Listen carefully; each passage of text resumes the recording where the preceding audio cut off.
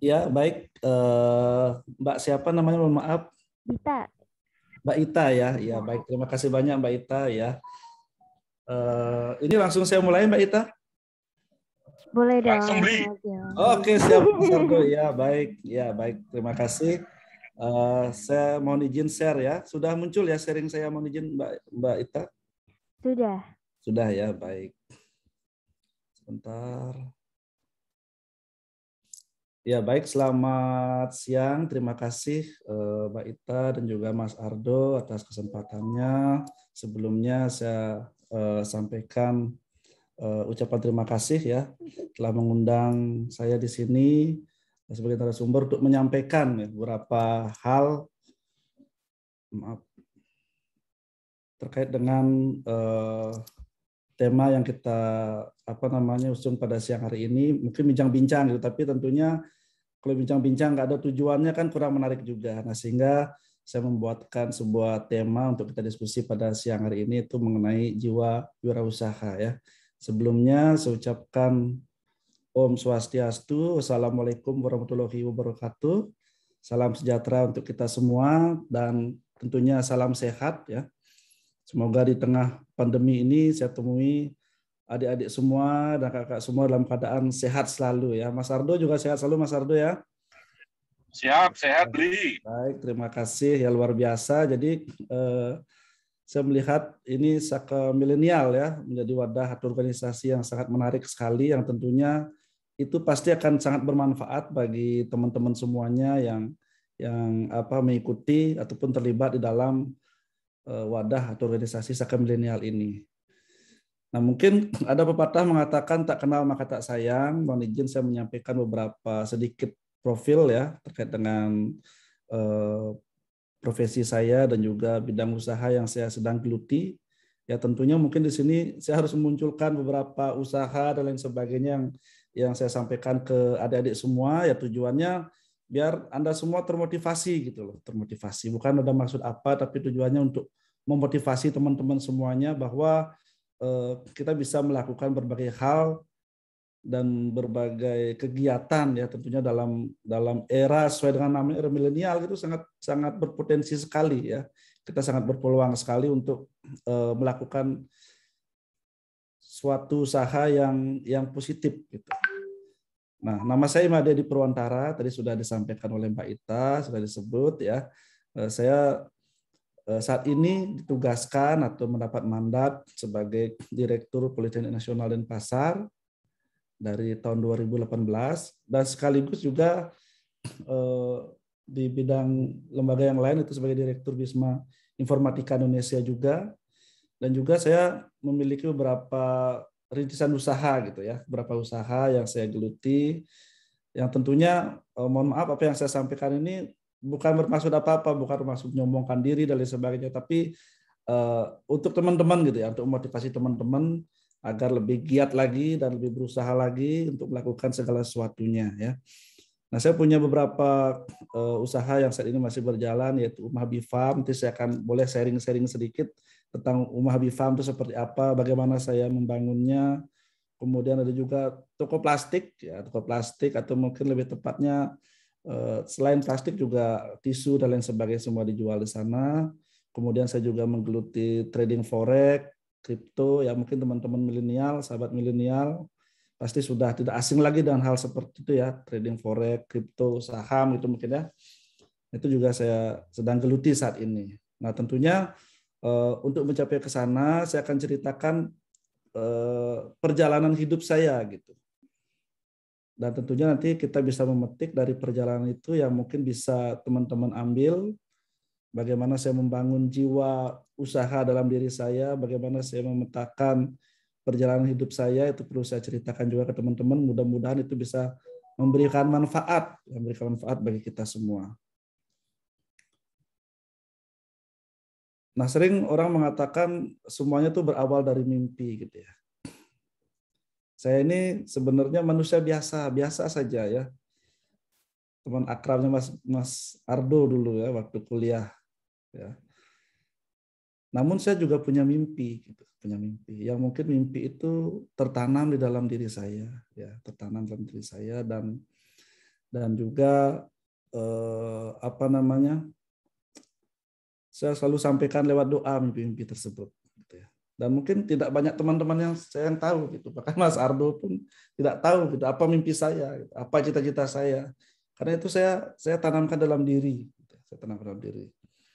Dan tentunya mimpi itu hanya akan menjadi mimpi dan tidak bisa kita wujudkan di dunia nyata kalau kita hanya tidur saja gitu ya teman-teman.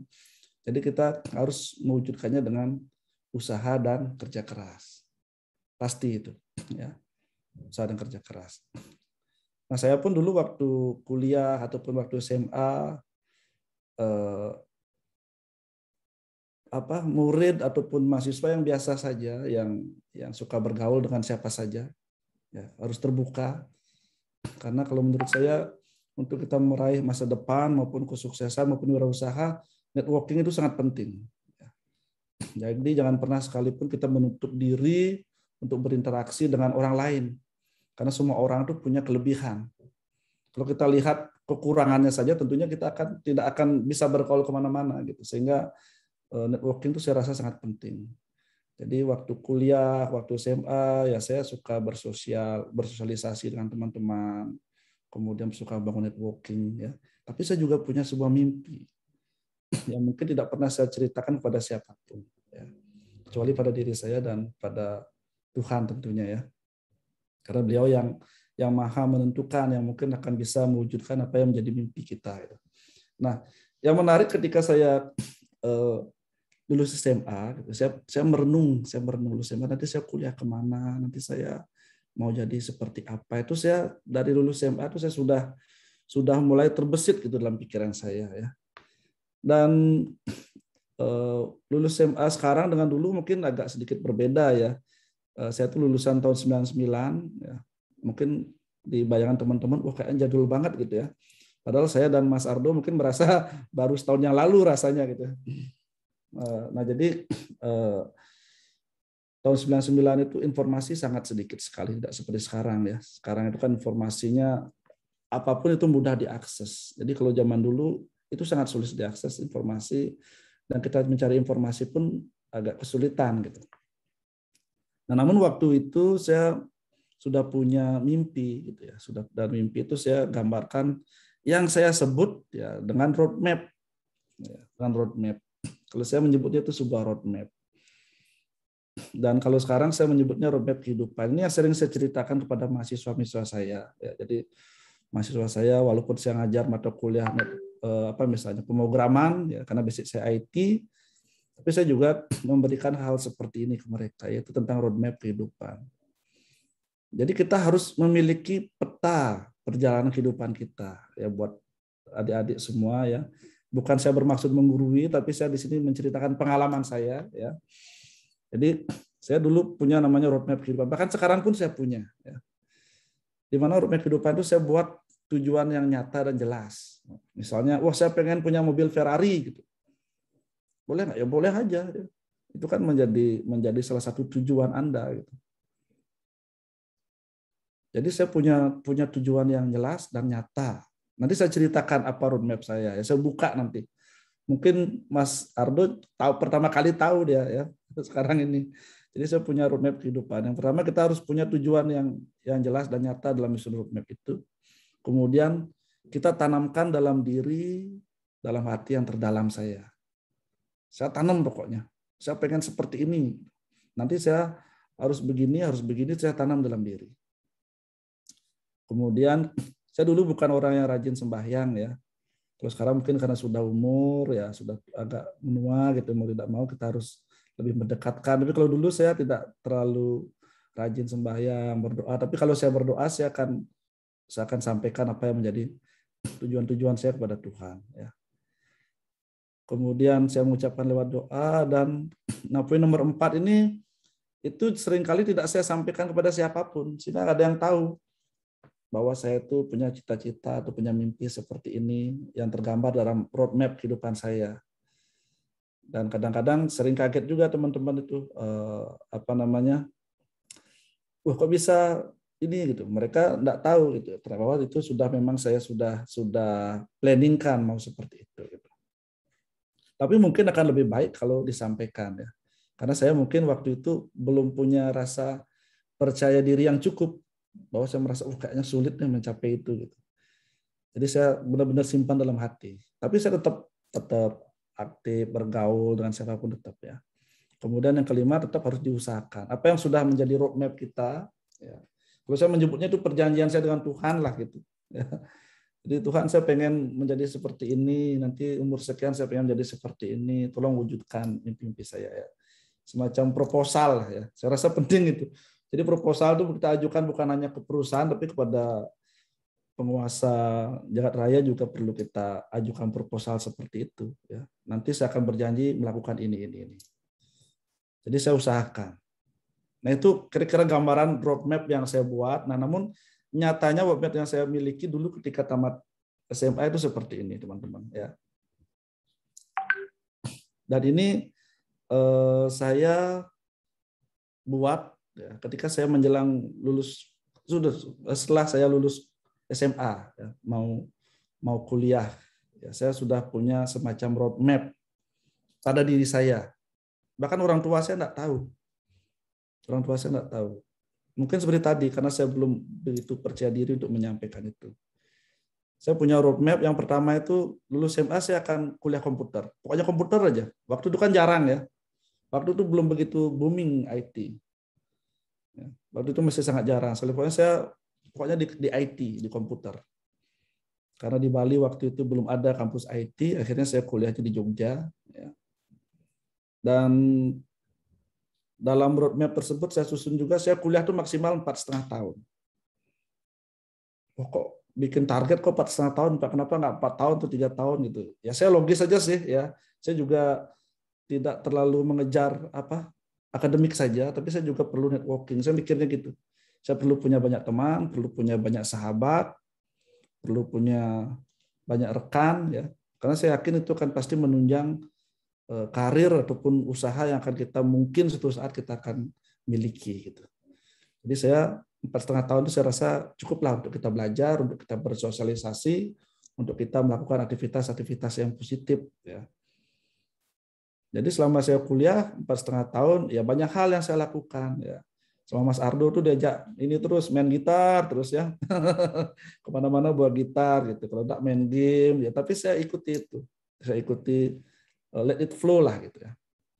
Tapi untuk mewujudkan roadmap saya itu satu hal yang mereka lupa. Saya kadang-kadang oke lah pagi saya main, siang main, pagi kuliah, siang main, malam balik ke kosan.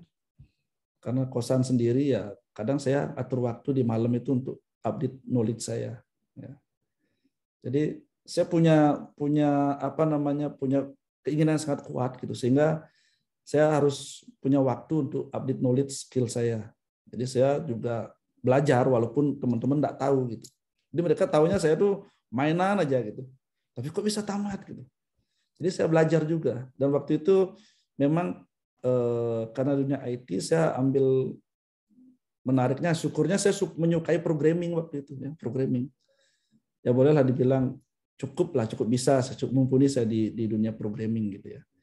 Jadi itu saja bekal saya dulu, bekal hard skill saya di programming. Nah kemudian dan ternyata dua ini, yang pertama dan kedua ini, memang saya akhirnya lulus SMA bisa masuk ke kampus komputer, kemudian kuliah pun saya juga kaget 4,5 tahun juga saya tamatnya, pas 4,5 tahun. Ya. Jadi saya pastikan itu, benar juga 4,5 tahun saya tamat. Kemudian saya juga punya roadmap setelah tamat kuliah, saya akan kerja dulu di Jogja selama maksimal setahun. Kenapa demikian? Karena saya ingin menambah skill saya sebelum saya balik ke Bali. Karena saya harus pulang ke Bali gitu ya. Karena ya begitulah kalau di Bali kadang-kadang punya anak cowok sendiri gitu, harus mau tidak mau harus pulang kampung ya. Jadi saya kerja di Jogja, dalam roadmap saya itu saya akan kerja di sana maksimal setahun. Saya kerja dulu di software house, programming juga. Kemudian ternyata nggak sampai setahun, kurang lebih 9 bulan gitu ya. Kurang lebih 9 bulan saya kerja di sana. Kemudian ada ada apa namanya, ada kesempatan untuk saya majukan lamaran ke Bali. Akhirnya saya kirim lamaran karena saya di roadmap saya juga target saya tuh saya ingin menjadi seorang dosen gitu. Jadi sebenarnya dari waktu awal saya kuliah itu saya sudah punya cita-cita pengen jadi seorang dosen. Mungkin tidak banyak yang tahu ya, bahkan Mas Ardo pun mungkin nggak tahu dia. Jadi saya pengen menjadi seorang dosen. Akhirnya ketika saya kerja di Jogja karena project software house saya kerja ini banyak juga di Bali. Akhirnya ketika saya ada tugas ke Bali saya mengirim lamaran juga dan akhirnya saya diterima di sebuah kampus di Bali. Saya juga mohon pamit ke pimpinan saya di pekerjaan saya sebelumnya dengan baik-baik gitu ya. Akhirnya setelah itu saya pindah ke Bali. Artinya apa?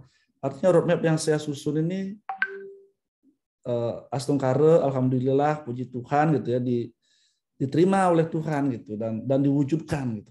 Makanya sampai sekarang pun saya selalu merasa tidak ada doa yang tidak dikabulkan. Hanya saja mungkin ditunda waktunya yang tepat untuk diberikan kepada kita. Atau malah bisa dipercepat gitu ya. Nah, jadi akhirnya saya ke Bali, kemudian menjadi seorang dosen di sebuah institusi tempat saya bekerja ya.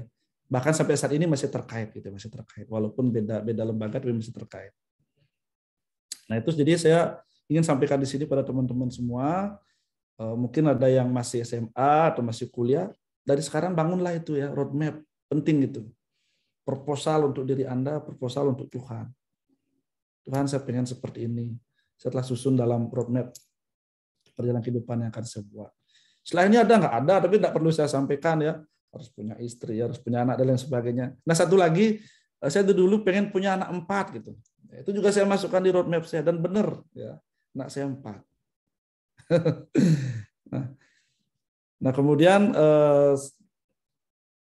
nah ini sedikit tentang usaha ya, usaha apa yang pernah saya lakukan karena jiwa usaha ini sangat penting sekali. Terus terang ketika saya masih kuliah, jiwa wirausaha saya tidak begitu muncul. Ya. Tidak begitu muncul, tidak seperti teman-teman yang lain memang dari kuliah sudah punya jiwa untuk bisnis. Kalau saya terus terang aja waktu kuliah belum, sangat disayangkan gitu. Artinya apa? Artinya kalau teman-teman mungkin memulai jiwa entrepreneurnya itu dari saat SMA, di saat kuliah itu sangat bagus sekali. Apalagi sekarang ya, sekarang dengan era digital seperti ini, Anda punya sesuatu, Anda tinggal posting di sosmed, di marketplace, itu bisa menjadi penghasilan tambahan buat Anda ya. Nah, ini beberapa usaha yang mungkin pernah saya lakukan, pernah saya geluti, dan ini rata-rata saya lakukan setelah saya kuliah. Ya. Kalau waktu kuliah mungkin lebih banyak ngambil kerjaan ya, kerjaan tambahan sama Mas Ardo juga sering dulu ya di IO, tapi bukan ke bisnis arahnya. Kerjaan tambahan itu sering. Bisa ada kerjaan ini kita ambil ya. Nah, kemudian ketika selesai kuliah, ketika saya mulai bekerja menjadi dosen, saya melihat di sana ada banyak peluang-peluang, potensi-potensi bisa saya ambil, dan saya tidak pernah merasa malu gitu. Nah, itu yang perlu ditekankan pada teman-teman semua. Ketika masuk ke dunia usaha, menjadi entrepreneur, jangan pernah malu. Kadang-kadang ada beberapa yang mohon maaf mau jualan malu, ya. Kayaknya kok menawarkan produk pertama kali itu susahnya luar biasa gitu ya. Pernah terbayang nggak? Misalnya adik-adik di sini ada yang baru akan memulai jualan, ketika menawarkan produk pertama kali kepada seseorang itu kayaknya kok sulit sekali. Nah, itulah yang saya alami juga waktu pertama kali. Saya pertama itu jualan parfum. Karena saya suka merawat diri saya gitu waktu saya masih muda, dia suka yang wangi-wangi. Memang suka saya hal seperti itu. Akhirnya saya ketemu dengan salah satu distributor, kemudian saya jualan parfum pernah. Tapi jualan parfum di lingkungan kantor, ke teman-teman, gitu, tidak sampai buka toko. Dan ya lumayan bagus gitu. Cuman itu bertahan kurang lebih 2 tahun.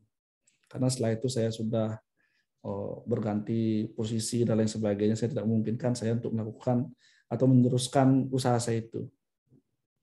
Kemudian saya pernah membuka usaha namanya Umah Media. Yang merah-merah itu sudah nggak jalan lagi gitu ya sekarang ya, udah nggak jalan lagi. Saya buat warna merah, jualan parfum dan Umah Media itu sudah nggak jalan. Umah Media itu sebenarnya bagus ya, karena sesuai dengan profesionalisme saya sebagai seorang dosen dan juga programmer. Jadi saya buat Umah Media ini dulu untuk membuat sebuah website ya, jadi banyak website villa, hotel yang saya handle, ada beberapa ya.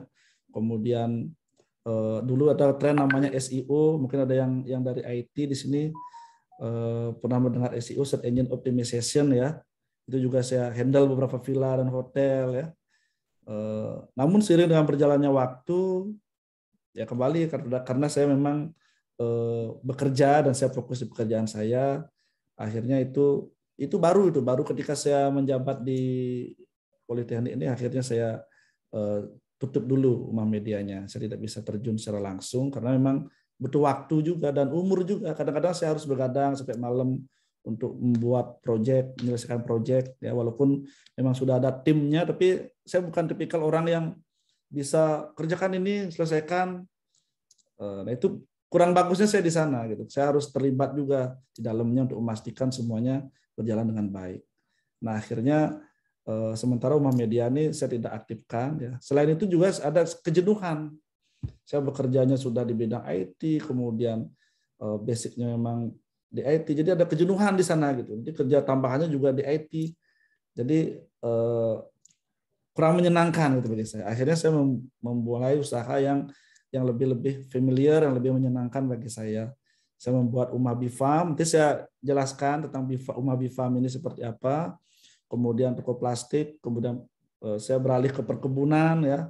Sedikit sih, nggak banyak, cuman artinya kalau dulu perkebunan itu atau tegalan itu dianggap sebagai apa ya, tempat untuk menanam berbagai pohon dan tidak begitu produktif ya. Sekarang saya rubah menjadi sesuatu yang produktif dan ternyata bisa menghasilkan gitu.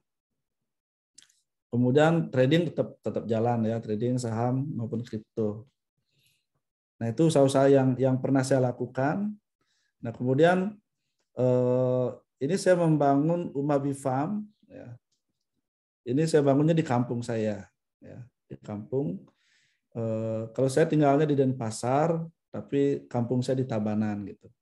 Jadi waktu pandemi kemarin yang PPKM itu, karena anak-anak juga nggak sekolah, anak saya ya online, istri juga WFH, ya saya masih kerja, tapi saya masih bisa lah kerja bolak-balik dari kampung ke Denpasar. Jadi saya tinggal di kampung kurang lebih 3 bulan kemarin tuh, dan saya akhirnya menyelesaikan ini proyek saya yaitu Umah Bifam. Umah Bifam itu konsepnya ternak lebah di rumah gitu ya. Apalagi masa pandemi ini kan banyak sekali kebutuhan akan nutrisi untuk menjaga imun. Salah satunya adalah madu itu, ya, madu. Jadi saya melihat potensi dan peluangnya cukup besar di sana. Jadi saya serius menggarap ini. Jadi target omsetnya itu berasal dari jualan madu asli tentunya, kemudian tanamannya, kemudian bibit lebahnya, dan termasuk juga rumah lebahnya. Nah, kenapa saya tertarik dengan ini? Karena saya pribadi sangat menyukai madu gitu ya. Jadi saya tuh fisik saya kadang-kadang agak kurang begitu bagus gitu ya, kurang begitu bagus. Jadi untuk menunjang fisik saya biar agak kuat tuh saya memang mengkonsumsi madu dari sebelumnya.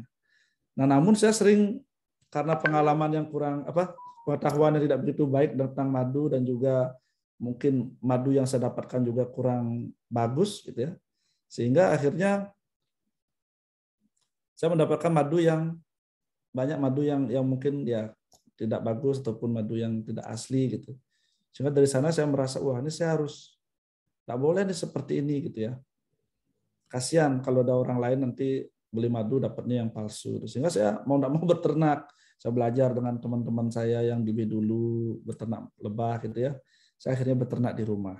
Ya, mungkin konsepnya juga beda. Nah, ini gambar berikutnya itu mengenai beberapa foto lah tentang Umah Bifam ini yang saya bangun ini foto-foto madu saya yang saya jual ya. Kemudian ini juga foto madu di bawahnya, berbagai jenis madu dari berbagai jenis lebah saya punya ya. Kemudian pelang nama saya juga buat serius karena kebetulan rumah saya di kampung itu. Sebentar, saya kayaknya belum slide soon ya. Nah, kalau begini kan lebih bagus dia ya.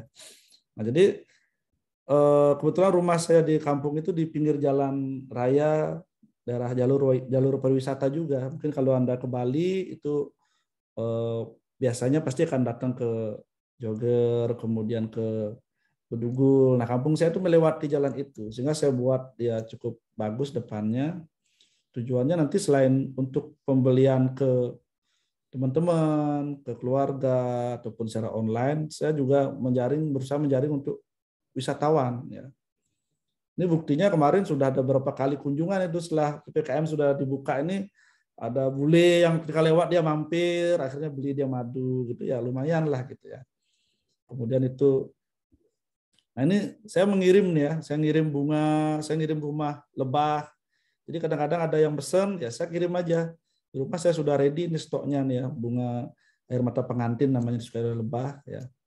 Kemudian sebelum berangkat, jadi karena dia lokasinya dekat, ya saya kirimin aja gitu. Itu servis tambahan sehingga orang tertarik dengan apa yang kita siap dan kita jual gitu ya.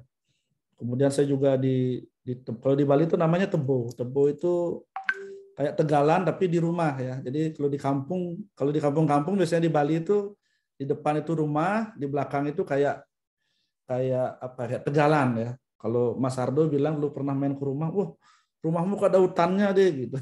Karena di belakang itu masih kayak hutan gitu. Jadi saya manfaatkan itu juga di belakang ya. Anak-anak saya juga senang dia diajak seperti ini. Jadi bukan hanya saya menikmati, keluarga aja juga senang gitu. Anak-anak kan suka dia bermain-main alam gitu ya.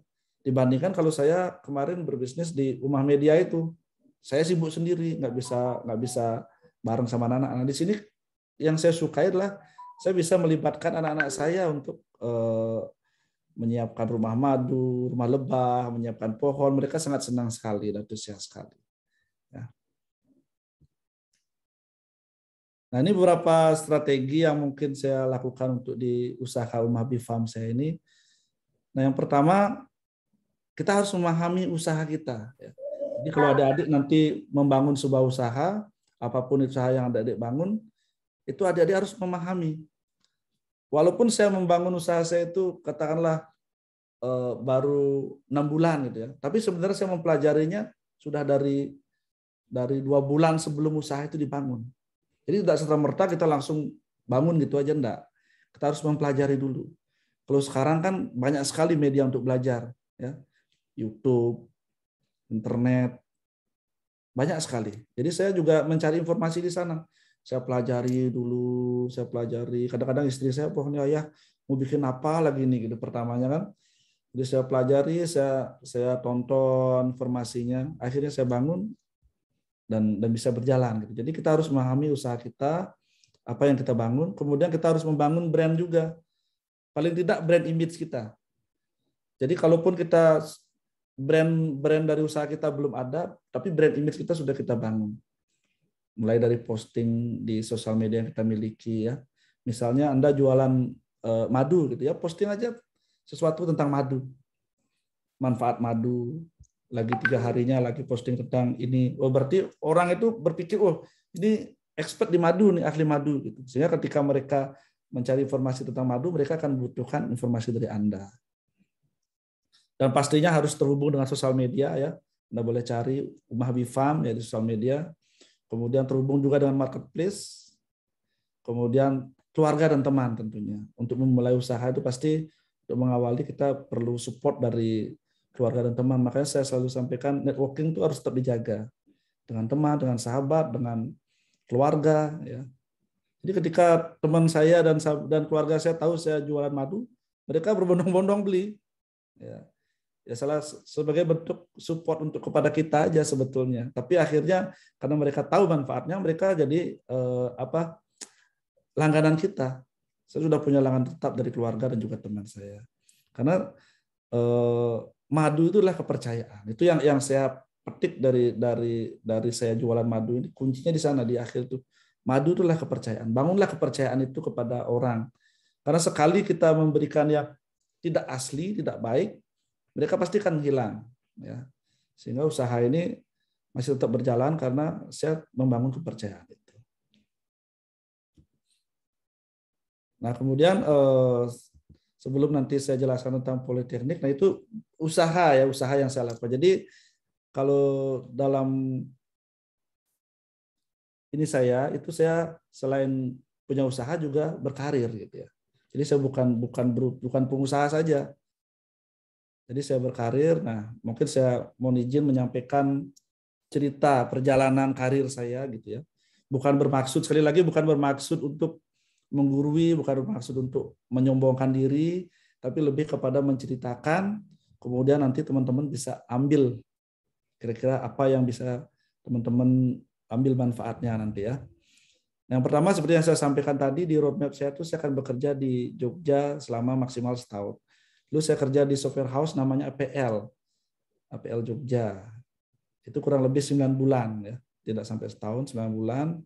Kemudian saya ceritakan tadi, saya pindah ke Bali, kemudian saya diterima di sebuah kampus perguruan tinggi namanya Stikom Bali. Ya. Waktu itu kampusnya masih sangat kecil.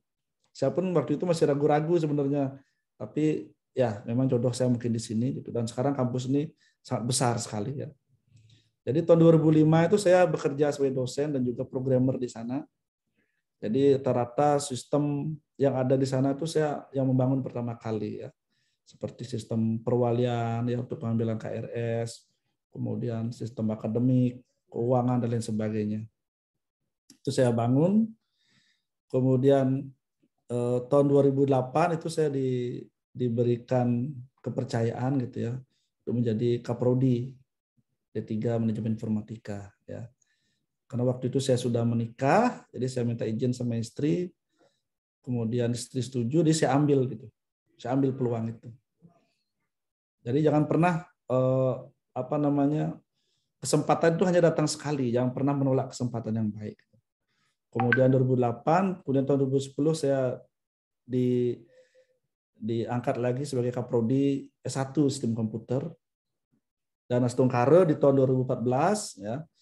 Saya dipercaya sebagai wakil rektor 1 di Stikom Bali ya. Dan itu bagi saya merupakan lompatan yang sangat luar biasa gitu ya. Waktu itu saya masih muda ya, dan yang lainnya tuh banyak kok yang pintar banyak, kemudian yang berumur juga banyak, tapi ya ada beberapa hal mungkin yang bisa saya sharing nanti kepada teman-teman bagaimana kita menjaga attitude kita dalam sebuah perusahaan untuk mengejar karir gitu ya. Jadi nah, kemudian 2014 saya sebagai wakil rektor 1, kemudian menjelang berakhir masa jabatan saya di wakil rektor, saya ditawarkan oleh yayasan, karena yayasan Stikom Bali ini punya beberapa kampus ya, beberapa lembaga pendidikan. Jadi saya ditawarkan menjadi pimpinan di Politeknik Nasional pada tahun 2018. Dan sekali lagi saya tidak menolak gitu.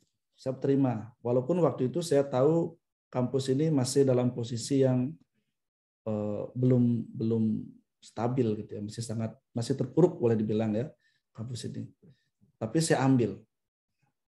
Beberapa teman saya, kenapa mau Pak Dir ya? Tapi saya punya kemauan sendiri.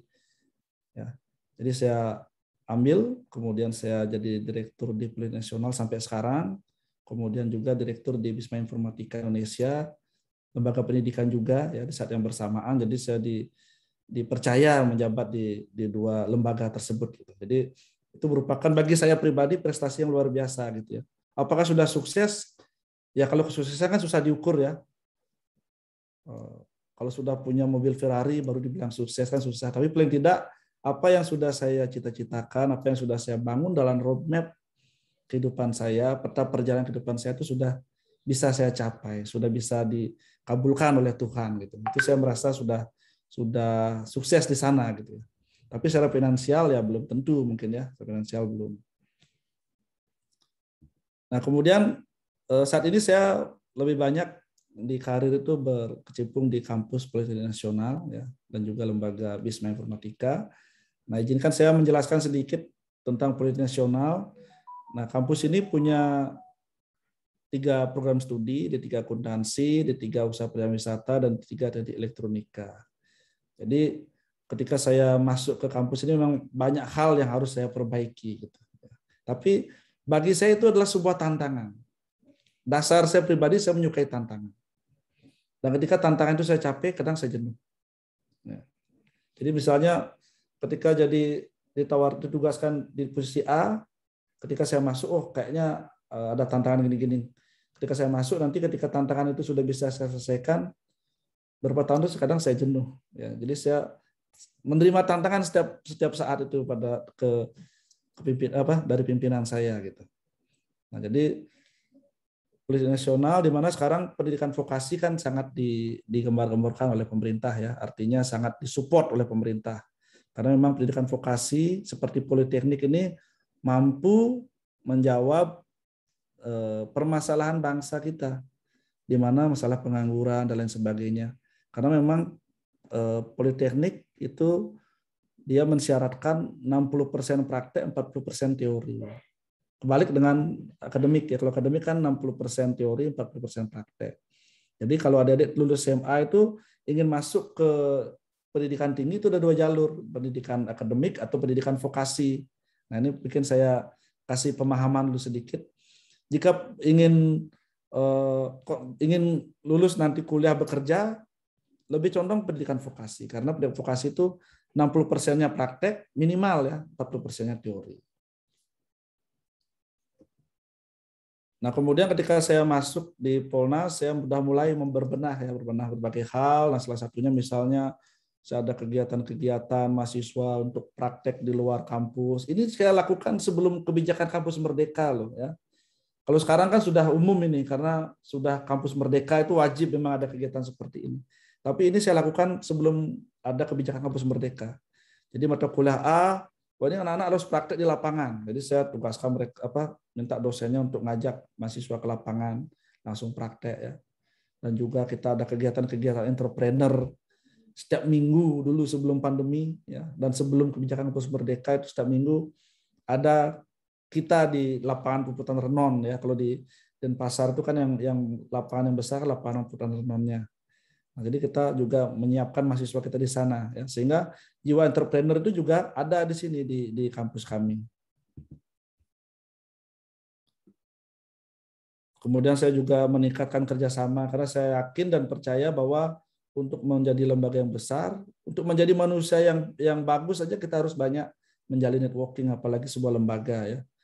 Jadi hampir setiap bulan itu pasti ada saja kita kerjasama atau MOU dengan pihak lain. Kemudian saya juga meningkatkan hasil karya mahasiswanya, saya genjot, ada bikin hand sanitizer otomatis, bikin tenaga surya, stainless chamber. Nah, stainless chamber ini kemarin kita sumbangkan ke Satgas Provinsi Bali. Jadi satu-satunya kampus yang menyumbangkan ini ke sana adalah kampus kita, Politeknik Nasional. Ya. Itu juga hasil karya mahasiswa kita. Ya. Kemudian fasilitas juga kita perbaiki. Jadi saya membuat konsep kuliah itu harus nyaman, harus menyenangkan, harus asik gitu. Ya. Apalagi sekarang di tengah pandemi ini. Ya. Pandemi ini mengajarkan kita bahwa kuliah itu harus menyenangkan.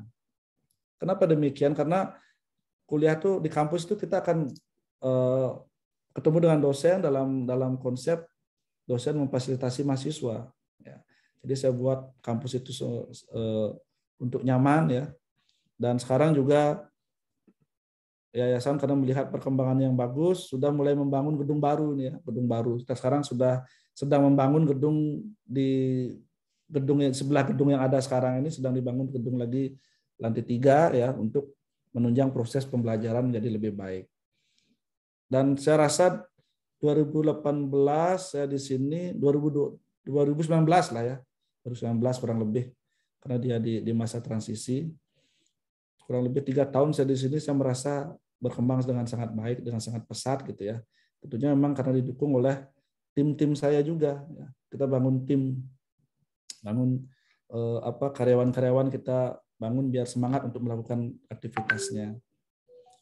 Kemudian kerjasama, ini terakhir kemarin kita kerjasama dengan BP2MI. Nah, saya punya program yang cukup menarik, mungkin teman-teman nanti bisa ada yang tertarik, ingin mengikuti, silakan aja ya. Jadi ini kita, waktu itu saya datang langsung ke Bandung ya. Nah di sebelah saya ini kan saya nih baju merah nih, yang tangan mengepal ini. Nah ini sebelah saya ini Pak Rektor Stikom Bali nih ya, Pak Dadang Hermawan. Jadi saya sama beliau datang ke Bandung untuk penandatanganan MOU dengan BP2MI, Badan Perlindungan Pekerja Migran Indonesia. Nah, dari sana kita membuat sebuah MOU dan MOA untuk penyiapan SDM pengiriman ke luar negeri ya. Sehingga ada beberapa program nih. Nah, jadi saya sampaikan ada beberapa program mungkin yang bisa menarik bagi teman-teman di sini, mungkin bisa disampaikan ke adik-adiknya atau mungkin tetangga atau keluarga yang berminat. Itu dari Politik Nasional itu ada. Jadi saya berusaha membuat konsep yang baru gitu ya. Kalau kuliah zaman dulu kan kuliah yang harus mengeluarkan dana yang besar ya. Itu saya menyebutnya kuliah zaman ul.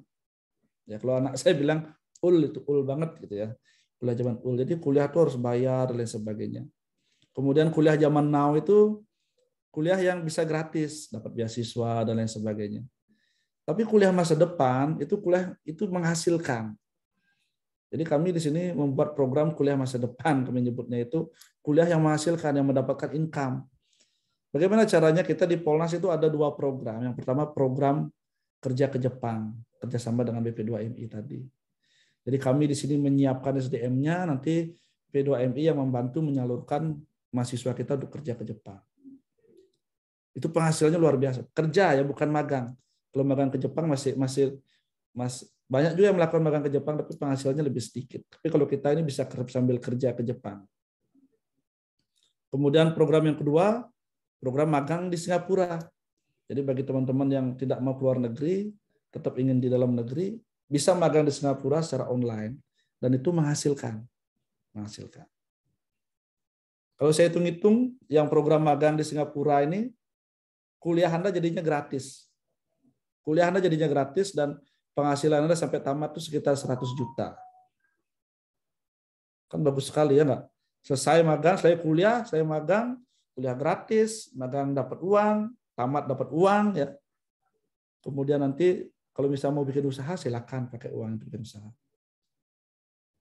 Kita ada kerjasama dengan perusahaan di Singapura yang bisa menyalurkan adik-adik untuk magang di sana. Nanti saya berikan ilustrasi nih kalau yang di Jepang ya. Di Jepang ini lebih besar lagi potensinya. Di Jepang itu dari survei saya dan tim gitu ya, itu penghasilan per bulan itu antara 22 sampai 35 juta per bulan. Sebenarnya kerjasama kita dengan BP2MI tidak hanya ke Jepang saja, ke daerah lain juga bisa, tapi memang kebutuhan di Jepang itu sangat besar. Ya. Untuk ada diketahui, di kebutuhan kerja di Jepang itu ada 70.000 dalam waktu 5 tahun yang didapatkan oleh Indonesia. Jadi Indonesia itu diberikan jatah 70.000 tenaga kerja untuk 5 tahun 2020 sampai 2024 ya. Nah, jadi per bulannya itu per tahunnya itu dibutuhkan sekitar 14.000 tenaga kerja. Tapi dari hasil informasi kemarin itu baru dari sampai tahun 2020 kemarin ya, dari 2019 itu hanya baru sekitar 1.400-an. Jadi baru 10%-nya. Berarti 10 butuh 2 tahun, untuk setahunnya berarti baru 5% yang terkirim ke luar negeri. Jadi BP2MI bekerja sama dengan lembaga pendidikan khususnya kami untuk menyiapkan SDM-nya, menyiapkan SDM. Dan biaya di Jepang itu sekitar 5 juta sampai 7 juta per bulan. Nah, anggaplah kemungkinan terburuk penghasilan per bulannya 22 juta, yang paling rendah diambil. Dan biaya hidupnya 7 juta. Mendapatkan penghasilan bersih selama 5 tahun, ya berarti 5 kali 12 kali 15. Jadi pulang-pulang itu bisa bawa uang 900 juta. Potensinya sangat besar sekali. Nah, jadi begitu kuliah di Polnas, ikut program ini, selesai, dapat uang, bawa uang lagi 900 juta, bisa bangun rumah, bisa bikin usaha, ya, bisa nikah dan lain sebagainya. Ya. Nah, itu beberapa program yang ada di Politik Nasional ya.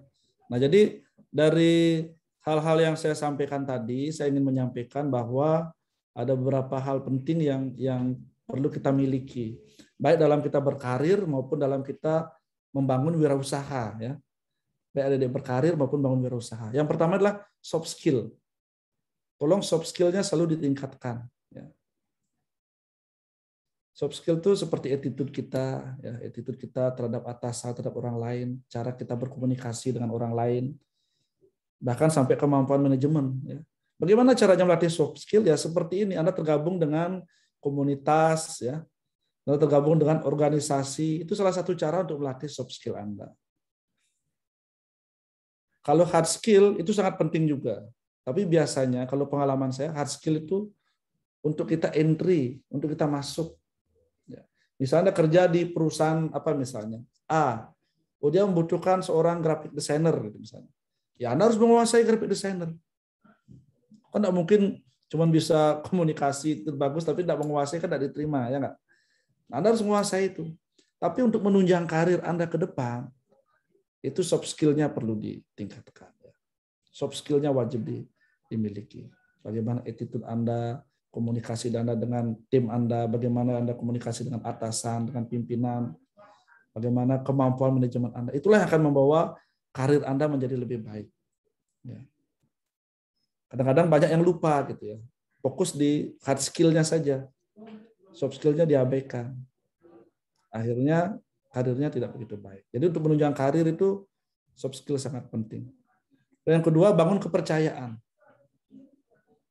Baik Anda bikin usaha maupun di karir itu penting sekali bangun kepercayaan.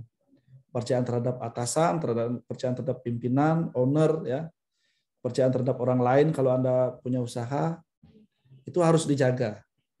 Anda janji misal mengerjakan seminggu, ya kalau bisa 5 hari udah selesai, wah kan bagus sekali, ya enggak. Dan yang terpenting terakhirlah berani ambil peluang dan tantangan. Karena tidak banyak orang yang berani ya mengambil peluang dan tantangan. Karena udah takut duluan, nanti jangan-jangan begini, jangan begini. Ambil. Ya. Analisa, gunakan kata hati Anda.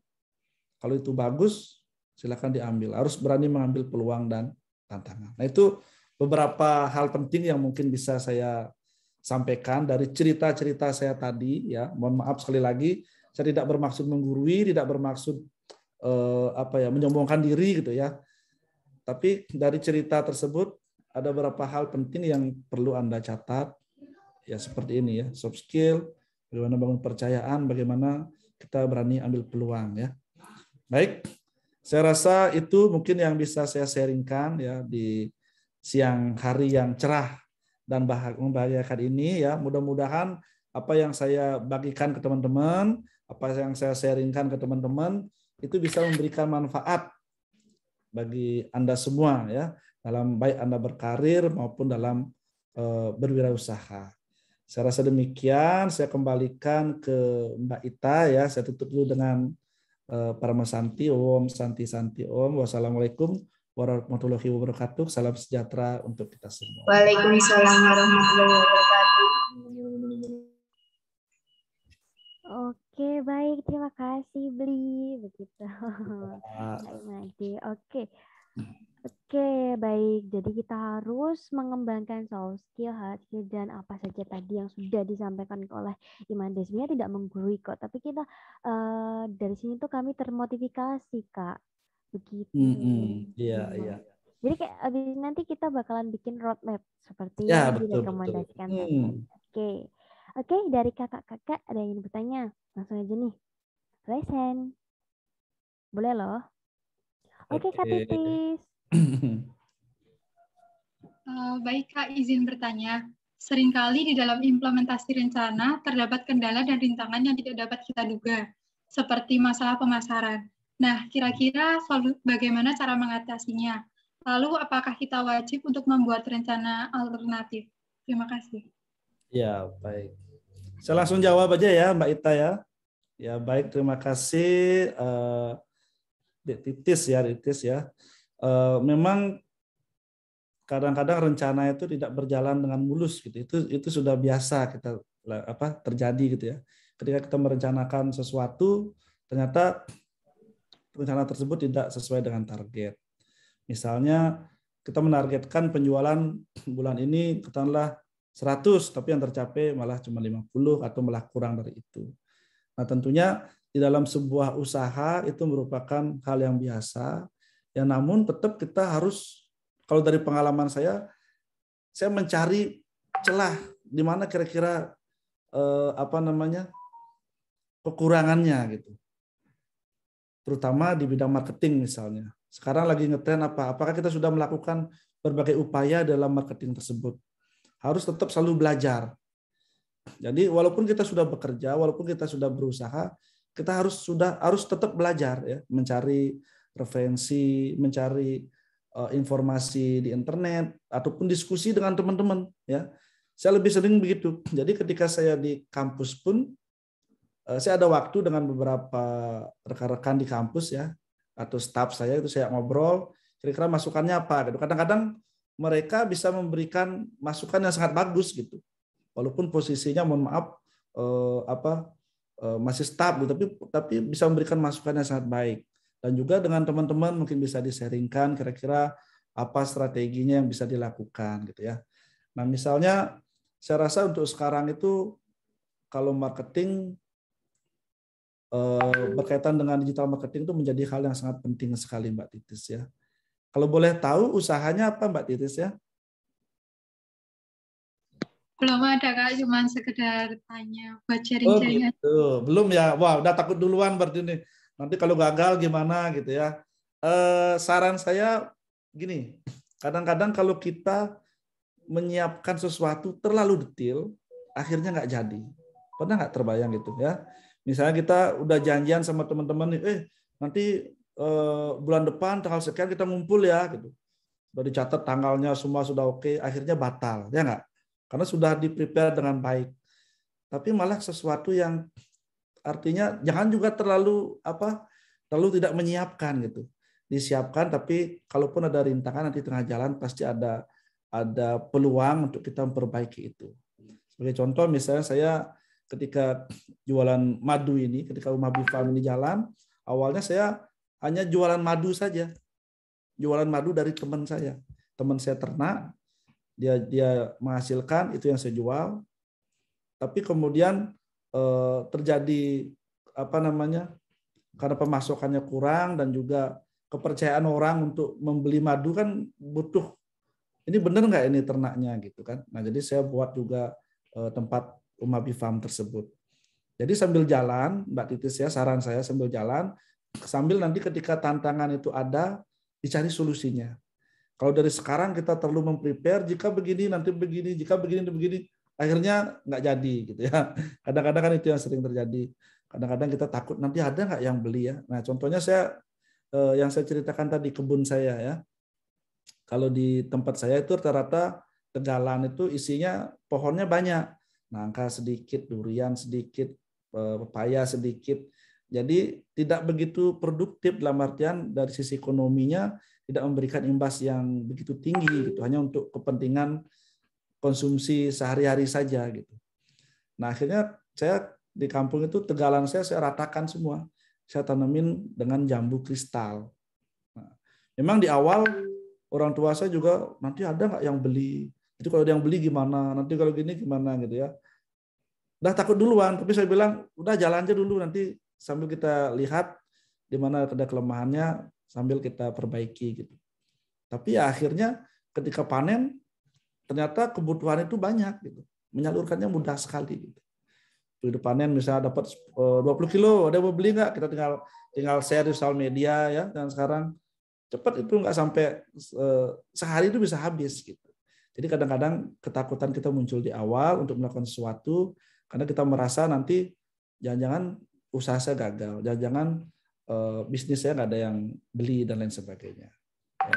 Tapi kalau sudah diniatkan dalam hati, diusahakan dan disampaikan dalam doa, saya yakin pasti ada jalan gitu ya, ada jalan. Walaupun keberhasilannya itu seperti yang saya sampaikan tadi dijawab dengan waktu ya, mungkin tidak sekarang, mungkin tidak tahun depan, mungkin lagi 2 tahun gitu ya. Harus sabar. Jadi mulai usaha itu memang harus sabar ya Mbak Titis ya. Kira-kira itu Mbak Titis ya. Ya, terima kasih. Baik Kak, terima kasih.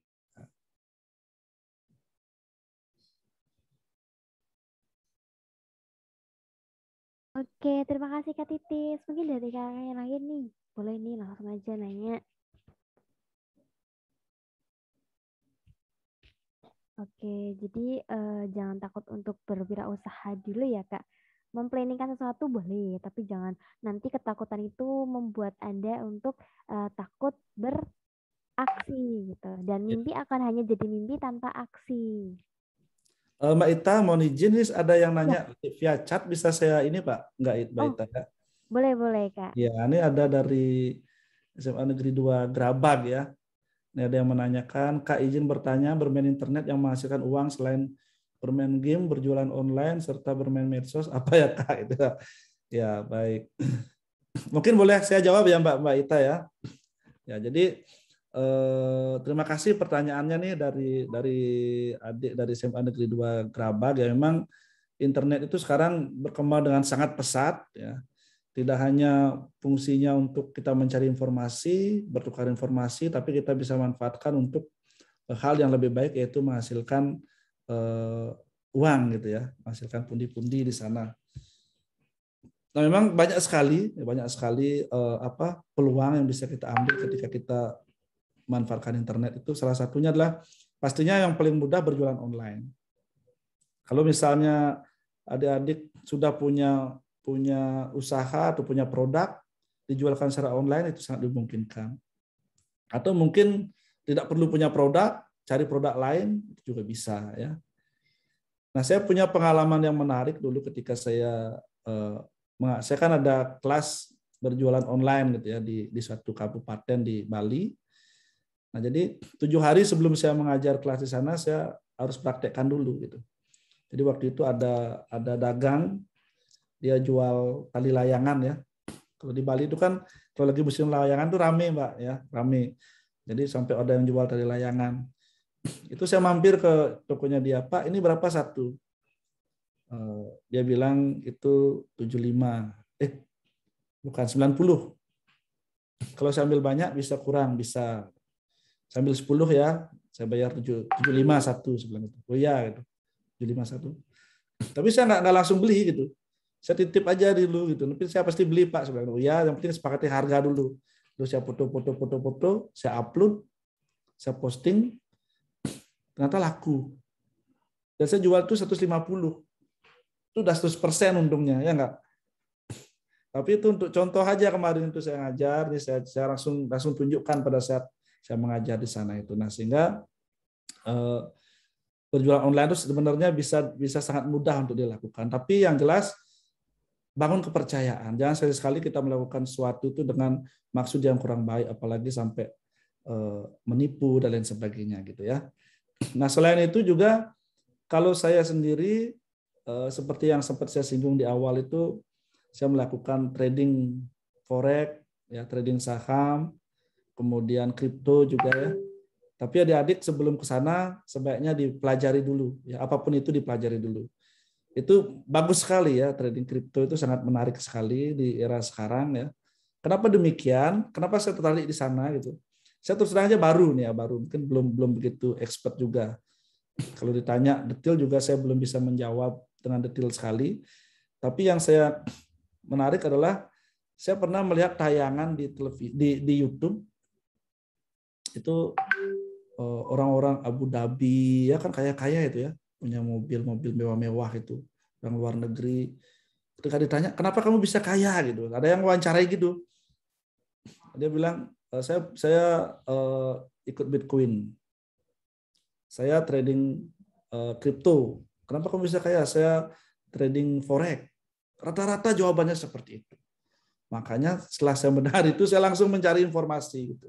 Ya, informasi dan akhirnya saya memutuskan untuk terjun di sana walaupun tidak begitu banyak dan belum expert saya di sana ya. Tapi itu menjadi salah satu peluang. Mungkin kalau teman-teman pada adik mau silakan cari-cari dulu informasi dan referensinya baru kemudian masuk ke ranah itu. Jadi sekali lagi untuk yang dari SMA Negeri 2 Grabag ya, sangat banyak potensi dan juga peluang untuk Anda berbisnis berbasiskan dengan internet. Itu kira-kira mungkin yang bisa saya bantu jawab ya. Kemudian ada langsung nih lagi satu nih Mbak ya. Iya, dari Kak Maria, SMA STL. Maria dari SMA PL Fan. Kak izin bertanya, untuk dunia pekerjaan saat ini memang diperlukan hard skill dan soft skill, namun seiring dengan perkembangan era modern ini itu sebagai soft skill kadang tidak dipentingkan kembali. Bagaimana pendapat kakak terhadap hal tersebut? Karena penuh tidur ini mempengaruhi bentukan karakter. Bagaimana untuk kakak supaya kami tidak mudah hanyut pengaruh dengan hal tersebut? Ya, baik. Saya rasa soft skill itu masih tetap. Dalam dunia pekerjaan ini memang diperlukan soft skill, namun seiring perkembangan era modern, attitude sebagai soft skill kadang tidak dipentingkan kembali. Saya rasa masih tetap dipentingkan ya. Dari siapa itu? Maria ya. Maria, saya rasa soft skill itu masih menjadi suatu hal yang sangat penting dalam kita bekerja. Paling tidak komunikasi dengan orang lain, yaitu menjadi penilaian. Mungkin untuk entry point-nya memang hard skill-nya dibutuhkan. Seperti yang saya sampaikan tadi.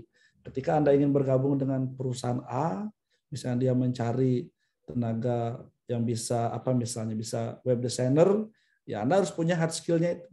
Tapi untuk menunjang karir Anda di sana, saya yakin pasti dibutuhkan yang namanya soft skill ya. Jadi harus tetap dijaga itu ya Maria ya, jangan sampai goyah mengenai soft skill ya. Jangan sampai attitude-nya turun, karakternya jangan sampai menurun gitu. Tetap harus dijaga ya. Harus punya karakter yang baik, harus punya attitude yang baik, soft skill yang baik pula ya. Saya rasa itu mungkin Maria ya, tetap itu harus dijaga ya. Baik, kemudian dari Dharma. Nah, nih. Kripto, NFT. Wah, saya oke, Kak mau bertanya apakah bisa jelasin tentang NFT apakah sama dengan saham atau kripto? NFT terus terang saya belum begitu paham tentang NFT ya. Tapi kalau saham dan kripto itu berbeda ya. Kalau saham itu misalnya Telkom itu kan dia masuk di bursa saham. Kita bisa beli sahamnya Telkom. Logikanya begini, kalau yang saham itu kita beli di harga murah, kita jual di harga tinggi, udah untung gitu ya. Logikanya begitu. Tapi pada kenyataannya kan namanya harga fluktuatif dia. Kita beli di harga murah, ternyata nanti bisa turun lagi harganya gitu ya. Kemudian kalau kripto dia bisa kita trading, bisa seperti saham tadi ya. Kita beli di harga rendah, kita jual di harga tinggi. Bisa juga kita lakukan trading seperti trading forex gitu ya. Nah, kalau NFT ini terus terang ya Dharma, mohon maaf ya saya belum menggeluti sampai di sana. Seperti yang saya sampaikan tadi masih baru juga saya nih di sana ya di kripto ya. Tapi kalau saham dan forex sudah cukup lama gitu ya. Mungkin itu mudah-mudahan bisa membantu Dharma ya. Oke, saya rasa sudah dengan Maria sudah, dengan Dharma sudah. Saya kembalikan lagi ke Mbak Ita, silakan. Oke, baik. Terima kasih Kak Imade Agi atas penjelasannya. Baik, untuk kakak yang lain, apakah bisa dicukupkan? Oke, sebenarnya ya ada ya untuk. Oke, masih ada Kak Hidayat nih. Boleh Kak Adi? Oh, silakan ya. Oke. Baik, terima kasih Kak Dita. Mohon izin bertanya Kak Imad, Kak Adi. Ya. Mohon izin memperkenalkan diri terlebih dahulu. Saya Hidayatullah. Izin bertanya kayak gini Kak. Mungkin tadi teman-teman kan bertanya sekitar bisnis, usaha, dan lain sebagainya. Mungkin yang ingin saya tanyakan adalah seputar pendidikan, seperti background Kak Adi kayak gitu kan. Ini terkait lembaga pendidikan itu kan salah satunya adalah untuk membentuk karakter peserta didik kayak gitu. Begitu di lingkungan sekolahan dari SD sampai SMA bahkan sampai ke perguruan tinggi. Nah, dengan adanya pandemi seperti ini, seluruh kegiatan tatap muka itu dibatasin, bahkan sampai full daring. Dan bagaimana cara seorang guru atau pendidik itu bisa membentuk karakter dengan melalui media dan tidak secara langsung kayak gini, Kak. Kalau kita kembalikan ke kan pembentukan karakter itu kan tidak hanya melalui sekolah saja, tapi juga di rumah. Dan orang tua pun turut juga membentuk karakter juga anaknya sendiri. Tapi banyak sekali fenomena di rumah itu kayak orang tua itu nggak menyadari bahwa itu pembentukan karakter salah satunya itu dari orang tua. Terus bagaimana dari sisi gurunya tersebut? Kan kurang lebih juga mempengaruhi karakter peserta didik. Mungkin itu Kak, mohon izin jawabannya. Ya, baik Hidayat, terima kasih. Luar biasa pertanyaannya nih ya, luar biasa sekali. Memang kita juga sadari dengan adanya pandemi ini ada penurunan ya. Penurunan dalam artian penurunan kualitas baik itu hard skill maupun soft skill-nya. Karena proses pembelajaran yang dilakukan secara tatap muka, ya kan? Pasti ada penurunan di sana dan kita semua menyadari hal tersebut. Nah, namun tentunya kita tidak boleh menyerah gitu. Kalau yayasan saya bilang jangan selalu menyalahkan pandemi gitu. Beliau bilangnya seperti itu. Memang kita akui ada penurunan di sana Hidayat ya. Pasti ada penurunan kualitas baik itu hard skill maupun soft skill-nya. Namun tetap kalau saya pribadi sebagai pimpinan di Politeknik Nasional, sebelum awal semester berarti saya mengadakan rapat dengan dosen ya. Jadi saya menyebutnya rapat dosen awal perkuliahan. Itu saya pasti selalu menegaskan harus memberikan pendidikan soft skill secara langsung maupun tidak langsung. Artinya ketika walaupun mengajar mata kuliah A yang tidak ada kaitannya dengan soft skill gitu ya, tapi dalam proses pembelajarannya harus menyisipkan hal-hal berkaitan dengan soft skill.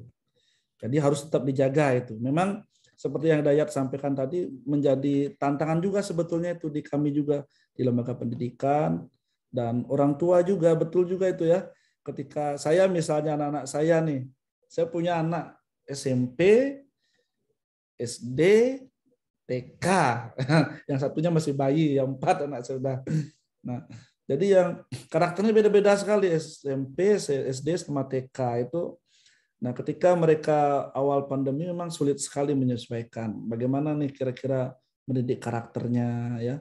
Karena yang dulunya kita larang mereka bermain HP, jangan gunakan HP. Nah, sekarang mau tidak mau mereka harus memanfaatkan HP tersebut itu ya. Nah, di sana juga kalau saya pribadi sebagai orang tua berusaha mendampingi. Tapi sulit juga sebetulnya ya. Apalagi anak yang SD sama SMP itu mereka sudah punya dunia sendiri. Sering main game FF gitu ya. Mungkin adik-adik tahu ya game FF. Akhirnya apa? Akhirnya saya terlibat di sana. Saya ikut main game FF. Ya tujuannya apa? Bukan tujuannya apa? Untuk mengontrol mereka. Mereka biar merasa saya terlibat di dunianya mereka dan mereka juga tidak berani terlalu jauh gitu loh. Dan saya batasi. Jadi akun anak saya tuh saya semua masukkan di sini dan saya bisa melihat apa yang mereka akses. Kemudian saya juga membatasi satu hari itu berapa jam gitu ya. Satu hari itu berapa jam. Dan kalau ingin mendapatkan lebih, Anda harus melakukan sesuatu. Saya kayak gitu di rumah. Jadi ada perjanjian dengan anak-anak saya ya. Jadi misalnya saya tuh standarnya 6 jam sehari kasih mereka fasilitas untuk AP ini untuk anak saya yang SMP dan SD. Tapi ketika mereka ingin mendapatkan lebih, mereka harus melakukan suatu usaha. Misalnya menyapu, mengepel, ya, kemudian menjaga adiknya, kemudian membantu sembahyang dan lain sebagainya. Sehingga itu menjadi poin-poin. Oh ya, kamu sudah melakukan ini, saya tambahkan lagi sejam. Nah, di sana saya merasa adalah perhatian kita dan juga saya melihat pendidikan karakter itu juga bisa ditanamkan melalui model seperti itu ya. Tapi Hidayat memang saya akui ada sedikit penurunan gitu ya. Tapi tetap walaupun dengan media online kita tetap selalu menanamkan bagaimana pentingnya soft skill, bagaimana soft skill itu agar selalu dijaga ya. Misalnya kalau kuliah presentasinya. Jadi dengan presentasi itu kan mereka sebenarnya belajar komunikasi. Misalnya kalau saya ngajar nih, paling saya 3 kali pertemuan keempatnya saya minta presentasi. Yang lainnya saya wajibkan untuk bertanya. Nah, itu salah satu bentuk untuk meningkatkan soft skill daripada mahasiswa. Nah, sekarang sudah mulai pandemi mulai berakhir, tatap muka sudah mulai dibuka, saya rasa sudah mulai bisa lagi nih diangkat tentang soft skill-nya lagi, mulai ditingkatkan. Itu mungkin Hidayat ya, mudah-mudahan bisa menjawab ya. Ya, Kak, siap, Kak Ati. Ya. Terima kasih banyak, Kak Ati. Ya, sama-sama, nggih. Oke, baik. Terima kasih Kak Hidayat atas pertanyaannya. Oke, langsung aja nih kepada Kak Imadadi. Dipersilakan untuk memberikan closing statement-nya untuk kakak-kakak yang ada di sini. Ya, baik. Terima kasih ya teman-teman semuanya, adik-adik semuanya, kakak semuanya yang sudah hadir pada siang hari ini. Jadi seperti yang saya ceritakan tadi, berdasarkan dari pengalaman kehidupan saya gitu ya. Jadi saya rasa teman-teman harus selalu menjaga hard skill dan soft skill. Jangan kita terlalu fokus di satu titik, tapi dua-duanya harus kita jaga ya. Dan juga jangan lupa kita selalu membangun roadmap atau rencana besar perjalanan hidup kita, karena itu kita anggap sebagai proposal kita kepada diri kita dan juga kepada Tuhan penentu alam semesta ya, karena beliau yang maha menentukan. Dan lakukanlah dengan sebaik-baiknya ya, dan jangan lupa segala peluang, segala tantangan itu diambil ya. Saya rasa demikian mungkin Mbak Ita dan juga kakak-kakak, adik-adik pramuka semuanya. Salam sukses untuk Anda dan salam sukses di karir maupun di wirausaha nanti ke depan. Saya rasa demikian. Terima kasih. Selamat siang. Selamat siang. Terima kasih Kak Imade Adi. Ya, Kak. Yang Kak. Mohon izin saya boleh live ya Mbak Dita ya. Terima kasih. Jangan dulu beli. Ya Mas Bro. Nggak ada yang nanyain sama beli Made ini bahasa Jawa dong, tolong gitu. Dia pasti campur sari loh guys. Kalian itu tertipu dengan pakaiannya dia. Padahal dia itu kalau di mobil dengerinnya campur sari. Iya betul Mas. Dulu penggemarnya almarhum Mas Deddy Kempot ya. Jadi waktu saya di Jogja itu kan ngekos, kebetulan tuan rumah saya tuh almarhum juga sudah. Beliau tuh suka dengerin wayang gitu depan kamar saya, lagu campur sari. Akhirnya saya juga menyukai lama-lama. Oh, nggak mau ya Kak ya. Tapi omongku Thank you banget Beli. Iya, sama-sama Mas Ardo. Aku baru sampai Jogja nih Beli. Oh gitu, siap. Nggih. Ya, terima kasih Mas Ardo, teman-teman semuanya ya. Selamat siang. Thank you Beli. Yuk, sama-sama Bro.